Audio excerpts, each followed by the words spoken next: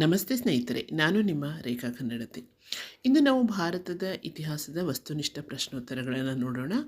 ಇದು ಎಲ್ಲ ಸ್ಪರ್ಧಾತ್ಮಕ ಪರೀಕ್ಷೆಗಳಿಗೆ ತುಂಬ ಸಹಾಯಕವಾಗತಕ್ಕಂತಹ ಅಂಶಗಳನ್ನು ಈ ವಿಡಿಯೋ ಒಳಗೊಂಡಿದೆ. ಉದಯಪುರದಲ್ಲಿ ಇವರು ಆಡಳಿತ ನಡೆಸುತ್ತಿದ್ದರು. ರಜಪೂತರು.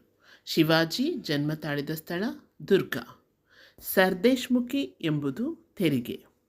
ನಾರಾಯಣ ವಿಲಾಸದ ಕರ್ತೃ ವಿರೂಪಾಕ್ಷ. ಆಗ್ರಾ ನಗರದ ಸ್ಥಾಪಕ ಸಿಕಂದರ್ ಲೋಧಿ. ಗೋಲ್ ಗುಂಬಜ್ ಮಹಮ್ಮದ್ ಆದಿಲ್ ಶಾನ ಗೋರಿಯಾಗಿದೆ. ಮಕ್ತಾಬ್ಸ್ ಎಂದರೆ ವಿದ್ಯಾಸಂಸ್ಥೆ.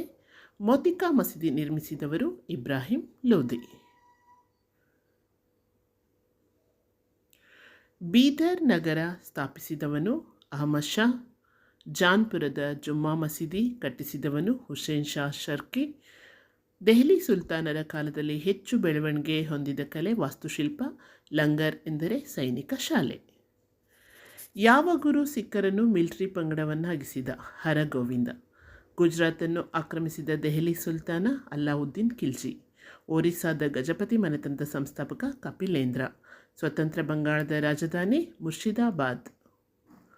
ಮೂರನೇ ಪಾಣಿಪತ್ ಯುದ್ಧದ ಸಮಯದಲ್ಲಿದ್ದ ಮೊಘಲ್ ಸಾಮ್ರಾಟ ಎರಡನೇ ಶಹಜಾನ್. ವಿನಯ ಪತ್ರಿಕಾದ ಕರ್ತೃ ತುಳಸಿದಾಸ್.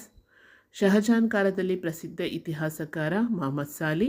ತಾನ್ಸೇನ್ ಪ್ರಸಿದ್ಧ ಗುರು ಮೊಹಮ್ಮದ್ ಗೌಸ್. ಅಕ್ಬರ್ ಪಗ್ವಾಚ್ ಎಂಬ ವಾದ್ಯದ ಪ್ರಸಿದ್ಧ ವಾಚಕನಾಗಿದ್ದ. ಪ್ರಸಿದ್ಧ ಕೊಹಿನೂರ್ ವಜ್ರವನ್ನು ಗೋಲ್ಕೊಂಡ ಗಣಿಯಿಂದ ಹೊರತೆಗೆಯಲಾಯಿತು.